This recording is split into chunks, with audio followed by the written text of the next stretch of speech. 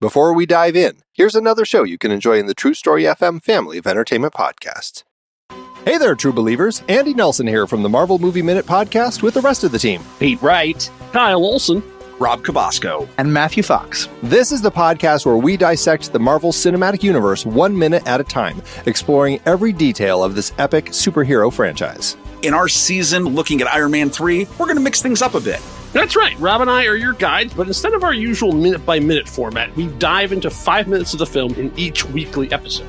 It's a totally new approach, but one that still allows us to explore all the depth and detail that makes these movies so special, even if Iron Man 3 isn't all that special. Hold on, that's where you're wrong. Extremist, Shane Black. Yeah, would you like to look at the Mandarin and Maya Hansen? Mm-hmm. So whether you're a die-hard Marvel fan or just love deep dives into movies, there's something for everyone on Marvel Movie Minute. Suit up and join us on this epic audio adventure. You can find us at truestory.fm or by searching Marvel Movie Minute on your favorite podcatcher. Because in the Marvel Cinematic Universe, every minute is packed with excitement. Enough said.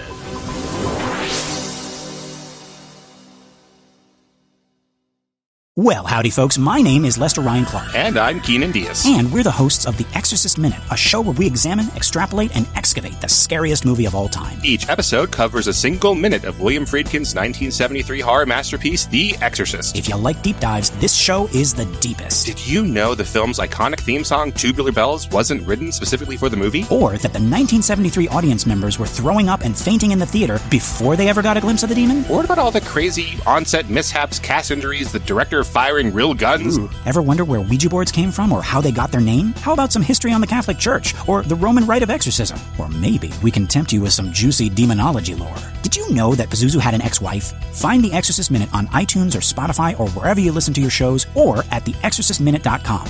Until next time, folks, the power of The Exorcist compels you.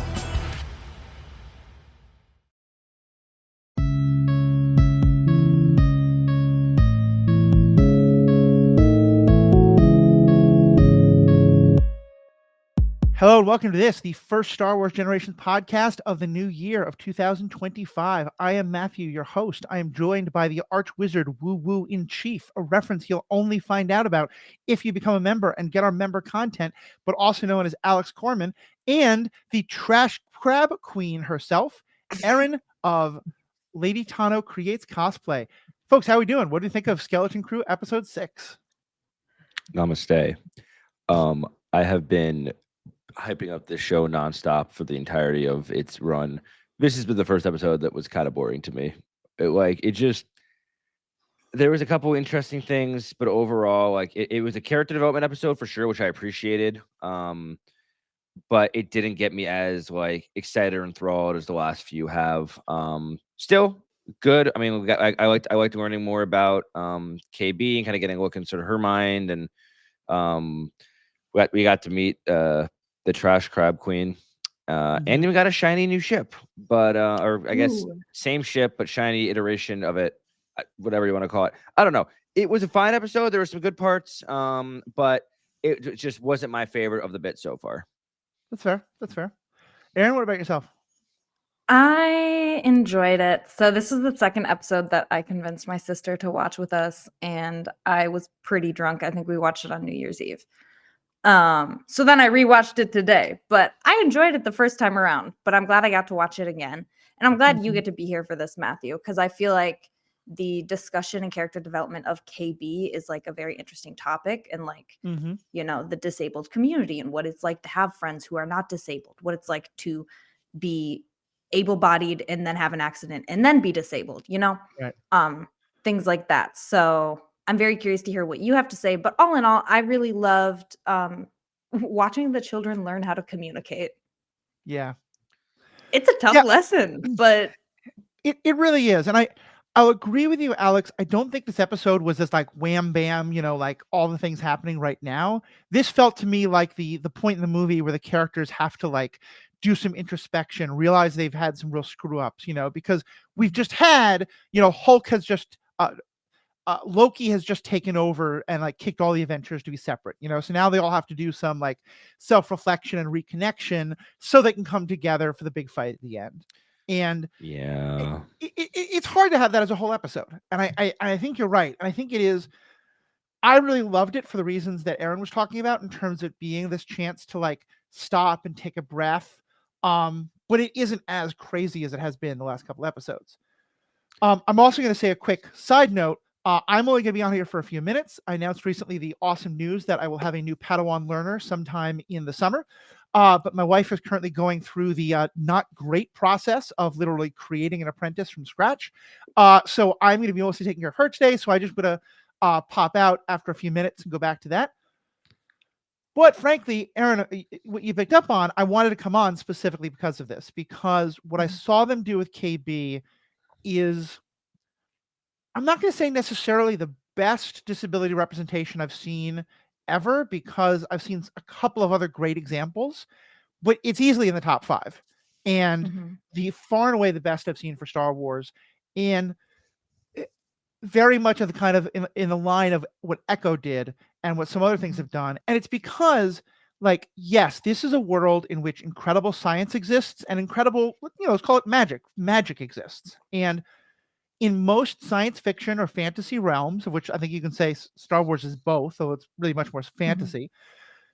But in most of those worlds, you may have a disabled character, but then some combination of the science or the magic is able to basically fix their disability.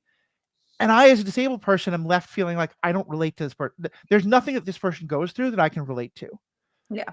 Whereas KB, like, for those of you who haven't seen this episode, I would say hit pause, definitely go watch it. But in case if you're not going to watch it for whatever reason, you still want to know what's happening. KB is one of the kids, and we've seen her have what are called in this world augmentations. She looks kind of like Lobot if you go all the way back to Empire Strikes Back. She has some kind of like cybernetic attachments to her head, and one of them is a visor, as well as some other things. And we learned today that they are basically like, there's a term that we use in the disabled community that, of course, I'm forgetting, but basically for like, technology that you use to improve your life, or to, in her case, literally make your life possible. This is kind of the equivalent of like a pacemaker, or something like that, in that her life will be endangered if it does not work. But there's also a lot of ways in which it functions kind of like my prosthetic leg does, or my wheelchair does, in that for the most part, you can kind of, like, if I'm walking on my prosthetic leg, I might limp a little bit, but it's easy for people to forget that I'm on it. Or if I'm walking down the street with people, but I'm actually not walking, I'm in a wheelchair, it's easy for them to forget, because like we're all ambulating in the same direction. And the thing that can happen is, like, I have talked about how it can be really hard when everyone treats you like you're broken all the time and everyone wants to help you all the time. And that can be really frustrating. And this episode was about something that doesn't get shown as often, which is the opposite side, which is that, and I think, again, no one in this group is like, ha, we hate disabled people. Everyone in her friend group, including her best friend Fern, has the best of intentions. Her friend Fern, I think in a very kind of good way, is like, look, you're my friend. I'm going to treat you like everybody else. I'm not going to baby you at all. And that's great, except that the combination of that without really listening means that when there are times where KB has to say, wait, I can't do this. I, because of my disability or because of my technological needs, am not able to function in the way you want me to function right now. Fern isn't very good at listening, and KB isn't very good at advocating for herself. And the combination is that there's a real frustration and a communication breakdown there. And I say that as both because one thing I really like that the show does is the show doesn't clearly say this is all KB's fault for not communicating or all Fern's fault for not listening. It's kind of on both of them. And that doesn't mean it's 50-50, because I think it doesn't matter if it's 50-50 or so. Like, that's not how actual relationships work. It's just Fern was trying to treat her friend in the best way she knew, but in some ways was not doing the best job she could. KB is trying to advocate for herself, but also, like, as KB says, apparently when she first got injured, she lost a lot of friends, and she's really worried about losing her friends again. And while it's nice to have friends with an elephant man and someone who can't tell a bad guy if they're standing in front of them, she actually wants to be friends with Fern. It's a really sweet scene where she's like, I'm going to lose all my friends. And Wynn's like, no, you'll still have us. And the look on her face is like, yeah, but still, you're not the friends I'm caring about. It's kind of She's like, I mean, thanks, but right. But so just like, because again, yeah, I don't have a cybernetic prosthetic, but I have a prosthetic that can break, and it can. In my case, it's mostly not life threatening. Although, like, if it breaks and I fall in traffic or something like that, while crossing the street or something Yeah. like that, it can certainly put me in a very bad situation. But I have had situations where, friends of mine got used to the fact that I could get around a lot, and then like wanted me to go out and do something with them that I couldn't. And then I might even say, "Hey, I can't do this," and they'd ask me again and ask me again. And Mhm. it's a hard balance because for the most part, I want people to not like I want to be responsible for that communication, but I also then want to make sure I'm being heard with that communication. And yeah, I just liked everything about this because there was no bad guy. Nobody was like, ableist with a capital A. It was just like, yeah, Mhm. these are people who are best friends. They care about each other. And this is a hard thing to communicate. And they didn't do a very good job. And they learned about it and they both got better because of it. Yeah. Yeah, when I first watched the episode, I was not processing in the beginning like why KB was so mad at Fern. Fern, thank you. I was like, is KB just mad at her because like she's being bossy and not taking anyone else's like opinion into consideration? Because like that's valid, but also like it seems a little out of nowhere. It took me a minute to like fully grasp what was going on. I also thought it was interesting because in past iterations of Star Wars, those cybernetic implants, we've seen them in Lobot, we saw them in an episode of Rebels.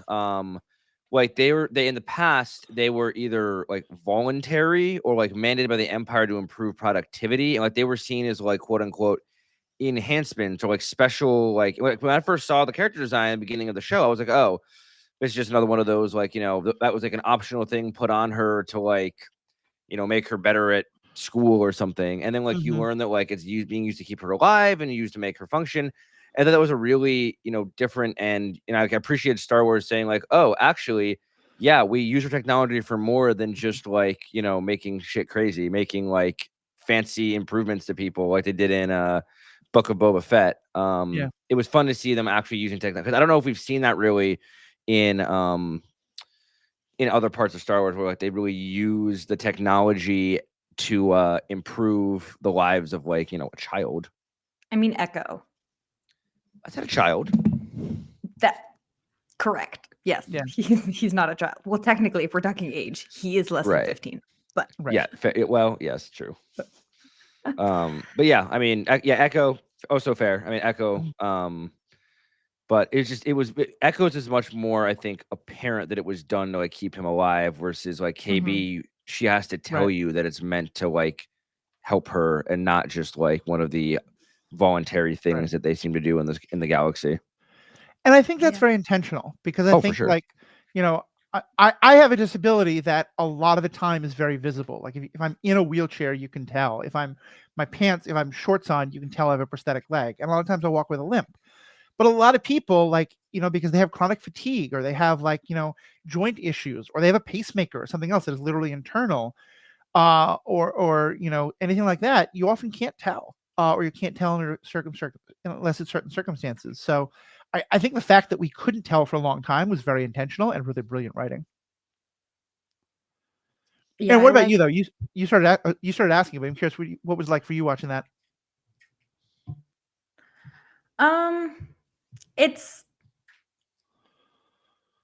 I really liked it. I liked being able to kind of have an insight into what it is like having like more serious disabilities. I do not have any serious disabilities. I will say I do have like chronic fatigue disorder and things like that. I have several autoimmune or like invisible illnesses. I'm at a point in my life where they're very manageable. I don't have anything very serious, but I have been at a point where my health was really low and it's like, oh, hey, let's all go do this. And I'm like, I need to take a nap. Like, you guys don't understand. Like, and so it made me feel a little bit seen. And I like how it was done in a way that reaches obviously like the disability community, but also reaches like community of people who have invisible illnesses and things that aren't as apparent. And whether or not they're serious. I also liked how we had the foreshadowing of her parents bringing something up at the start of the show. And so it's like we had in our mind, we knew that there was a problem, but we've kind of seen the show from the kids' perspectives, and from the kids' perspective, it's not a problem. They're not thinking about it. Yeah. Like the kids have almost like been our narrators, and of course Jod doesn't know anything about it. Right. But I just think that's interesting where it's like, yeah, maybe it's in the back of KB's mind. It's the first thing in her parents' mind, but yeah, it's not really on Fern's radar. Right. And you get why, because I can imagine like if she had a friend who was constantly like, oh my God, you're my disabled friend, or, what does this look like? Or trying to, focus on it, it would drive her nuts. I will also just say as an aside, and I'm all for everybody advocating for themselves and exactly they want to advocate. And I'm not trying to question how anyone else self-identifies. This is for me a general term. As I see it, there's no such thing as disabilities that are more or less serious. And I think what kind of stuff you're talking about, I just want to affirm like that's no less serious or no less important. Or in my mind, like the term disabled is as accessible to you as it is to me if it's one that you feel comfortable with. If it's not, that's completely okay too. But like the stuff you're talking about is, and the stuff that I think, I think that's part of the point is that a lot of people wrestle with, do these terms apply to me? Do these not? And that's why I think it's really helpful that she is someone who's portrayed as being like, in some ways she's portrayed as being better. She's got the, like, we haven't really gotten the details, but she clearly has some like Geordie LaForge, eye power thing with her visor that she can do like metallurgical analysis and stuff like that. But she's still also got some problems. And obviously, okay, Star Trek, the Jet Generations podcast will be starting next. Geordie LaForge, I will not be present. Geordie LaForge is a character from Star Trek who is before the show began. I think he was born blind. I don't remember, but he basically has like a vision implant that instead of just like giving him back normal human sight, gives him the ability like to see in 3D, to see in like infrared and to like do all sorts of like. It basically he's got like an optical scanner instead of eyes that allows him to see the world plus have like a computer sensor on his vision all the time. He looks kind of like Cyclops from the X-Men as far as like visor setup. That's kind of what that's like. Yeah, and kind of like KB. Yes, similar to KB. So I will get going. I will just say quick because I do want to get back to she was kind of napping, but I wanted to kind of check in on her again. But I will just say if you want to buy a lightsaber, if you want to get a subscription to Audible, you can do both of those things while also supporting the podcast through awesome vendors. You should check those out in the show notes. You can also become a member. And if you're a member for only $5 a month, $55 a year, you get bonus episodes, you get ad-free episodes, and you get bonus content at the end of pretty much every piece of content we put out there. I won't say everyone because sometimes things happen. And this week, we're going to talk about an awesome story in which a stormtrooper uses the phrase Archwizard Woo-Woo in Chief. And it's definitely worth it. Check it out. Do you think there's any other last things about this episode I want to make sure you guys touch on? Yeah, I just thought it was great. Anything you want to say about Jod? Oh, here's what I will say that I think is funny. So recently over the break, my two partners and I, because Abby was up with us for a couple of days, started watching Black Sails, which is really fun. It's about pirates in the 1700s, and there's all sorts of interesting stuff happening in it, and it's a very dark adult show, but it's very good. But it talks a lot about the pirate code. And then I've also been watching episodes as kind of like, okay, it's later, we want something a little lighter, of Star Trek Lower Decks. And in the episodes that I'm watching right now, we're spending more time with the Orions, who are primarily a pirate people who also have a pirate code. So the fact that I have these like three pieces of media that I'm all watching at the same time that all have a pirate code is kind of awesome and kind of breaking my brain a bit. So just wanted to say that. I liked what Jod was going through. It was interesting stuff. I love a pirate code. I've also heard great things about Black Sails. Sorry, my Wi-Fi cut out and I didn't hear anything that just happened. I heard it all. I can just pick up from there, Matthew. Cool. Okay. Take care, guys. Bye-bye. Yeah. Aaron, basically, Have you seen the TV show Black Sails? No. Okay. It's all about pirates, and they have a pirate code. And there's also there's a collection of Star Trek episodes where they meet pirates who have a pirate code. So I've been.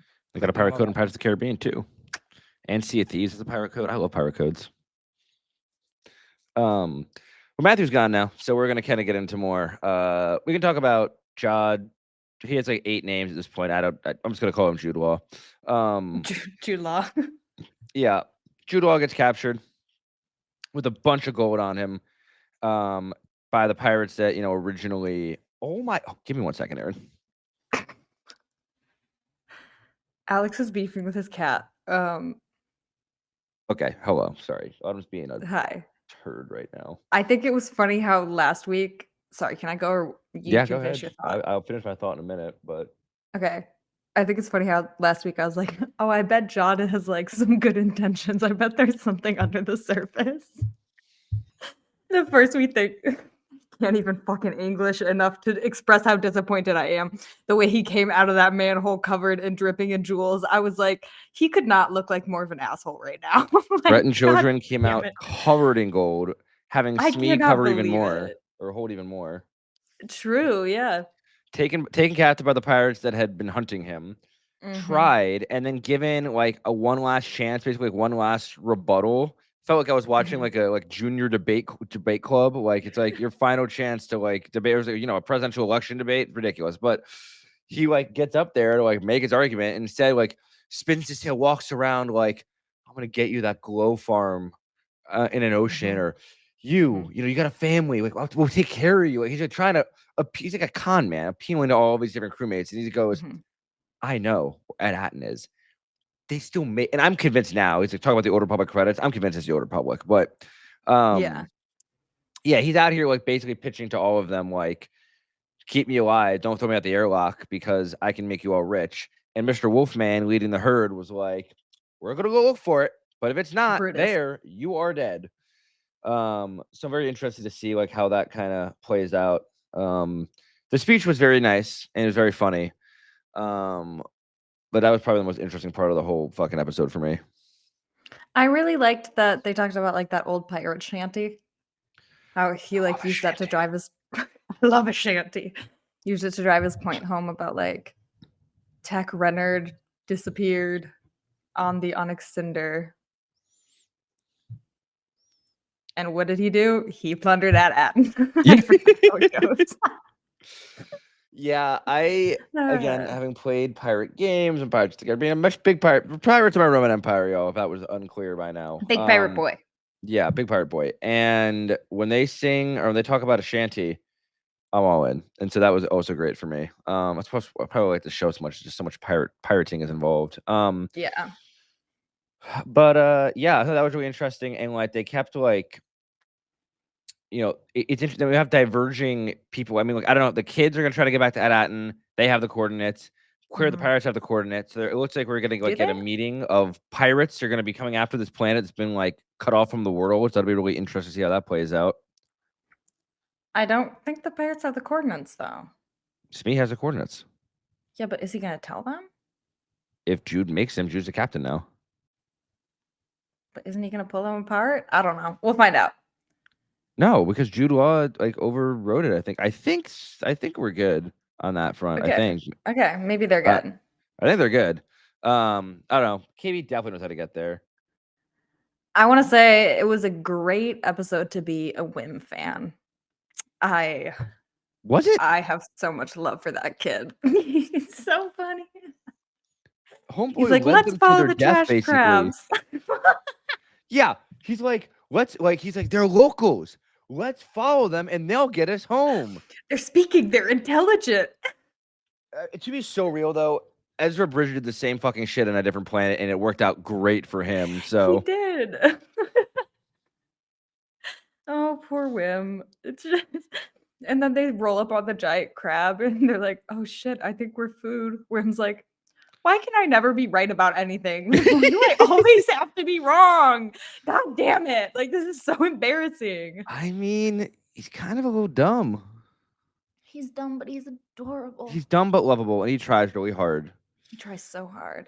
And also, I like how Neil was kind of like, I want to go with my buddy, but we should go in twos. He's so cute. So bye, Wim.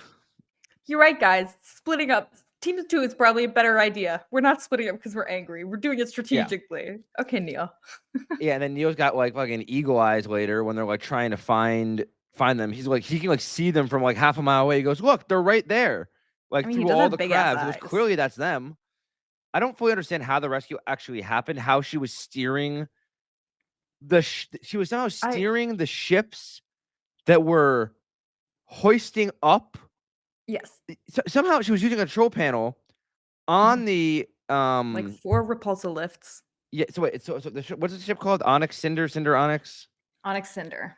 Yeah. So she's on the Onyx Cinder hull, using a joystick on that ship to control 4 like other ships that are just trying to haul it off somewhere with cords. There is absolutely no way she's controlling them, yet somehow she is. Wait. I don't think she was on the Onyx Cinder. I thought she was on one of the platformy things. Was she on one of the platformy things? Because it's like they're all up here. 3 of them are up here. The Onyx Cinder is here, and there's one of them down here, and that's when they were trying to get low to pick up their friends. I think they were on the front left. You think they were on that one? Okay, that would make a little more sense then. But also, why again is there a control joystick on the outside of the hull for someone to use? I don't know. That felt a little silly to me. Just like finding crab people who are going to eat you alive. And then the crab mom throws a rock at them and prevent them from getting away. Like, what are we doing here? I don't know. I just felt like a little silly to me. And like also the children jumped onto a moving metal ship from a high altitude and sustained no damage.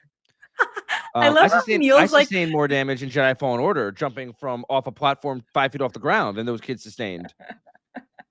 Unfair, in my opinion. Deep cut. EA, take note of my rage. Yeah, I just love how Neil's suddenly like cool with that when he was like not down for climbing earlier. He's like, oh my god, this is so scary. And she's like, let's jump. And he's like, okay. Not the Neil I know. Neil has gotten braver. He had his arc. He had his moment. You're right. I forgot about badass queen child chick lady. I forgot about that episode. You forgot about her doing parkour every step she took? I did.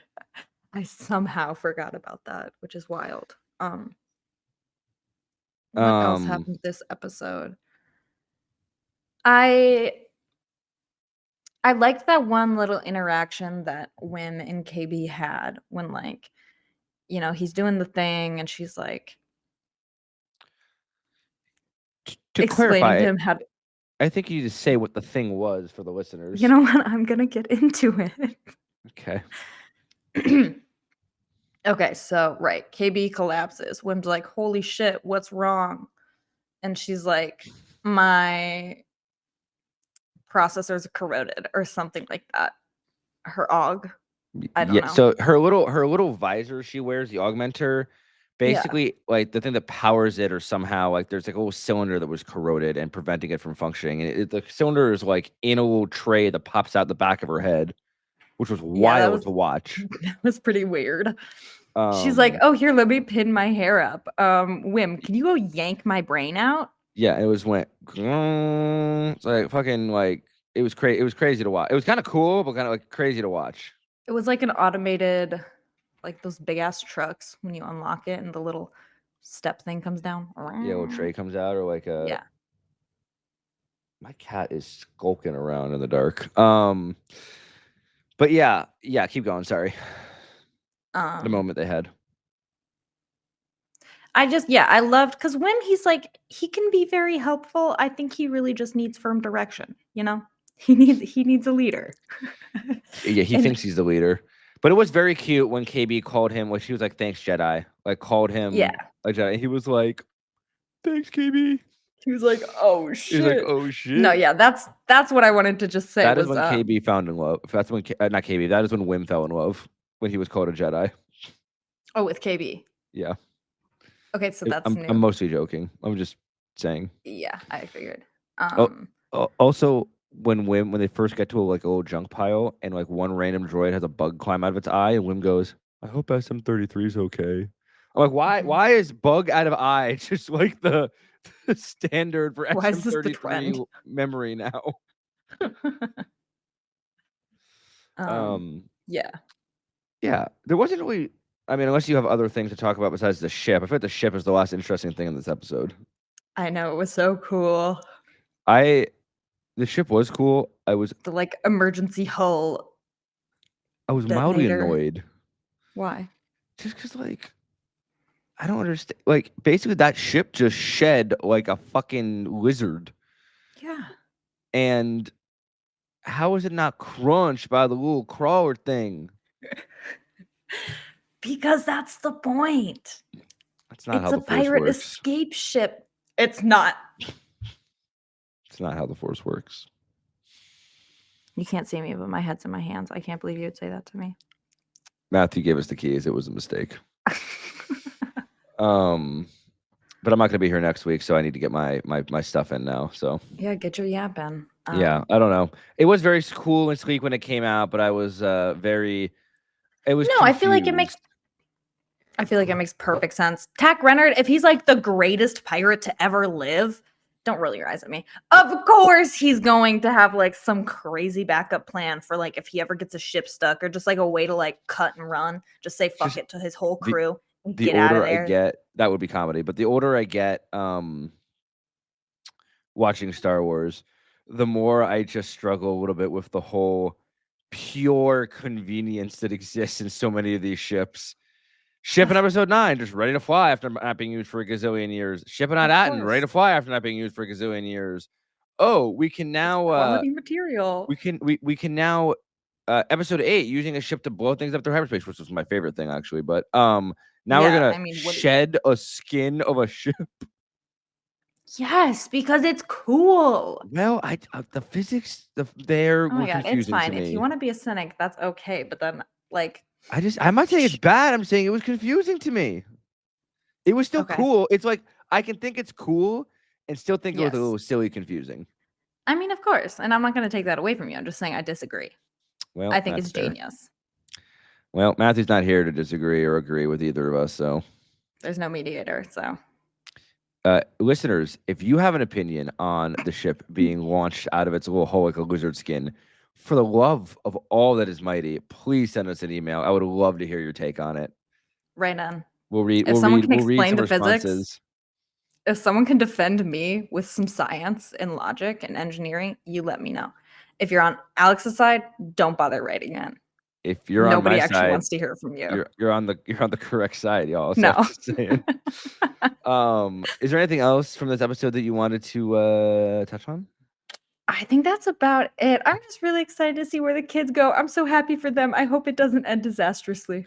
Yeah, 4 children pilot on that ship's going to be real interesting. Round 2. Yeah, it's not really like. We gotta get to At Attin soon. There's only a couple episodes left, so hopefully we get there. And I want to know what's going on on At Attin right now. What strategy is going on by the parents? So we got a lot more to come. I hope in the next couple episodes here. I mean, I don't know if it's 8 or 10 episodes. Probably 8. Most of them are. I think it's. I can check quickly while we're sitting here. Skeleton Crew is 8 episodes. Okay, so we got 2 more episodes. Got 2 more episodes. We'll see what goes down. But yeah, that was episode 6. Thanks y'all for listening. To our members, hang out. We're about to discuss Born in the Storm. Is that what it's called? Yeah. Born in a Storm, which is another story from the Star Wars from a certain point of view book. We've been talking about the stories in there for a while now. If you're not a member, consider joining. It's only $5 a month or $55 a year. You save a whole $5. You get bonus content like this that we do every week. You get access to our book club where we discuss a different Star Wars book once a month. We're on a little break for the holidays. We're getting back into it. And you just kind of help keep the lights on. You help pay for our lovely. Yep. For what? I just said ad-free content. I don't know. Oh, yeah. It is also ad-free, which is lovely. We love I hate ads. I pay extra for Hulu with no ads. So, yeah, ad-free content. And it helps keep the lights on. It helps buy us things like these lovely mics that we have that are able to bring you better quality content. It kind of helps, keep us going, keep the podcast coming. So, yeah, all that information is in the show notes. Thanks for listening, y'all. And members, stick around. In honor of Matthew, we have spoken. In honor of the crowd people, stay classy. Peridia. You probably thought it would be more exciting to save someone's life. Thanks, Jedi.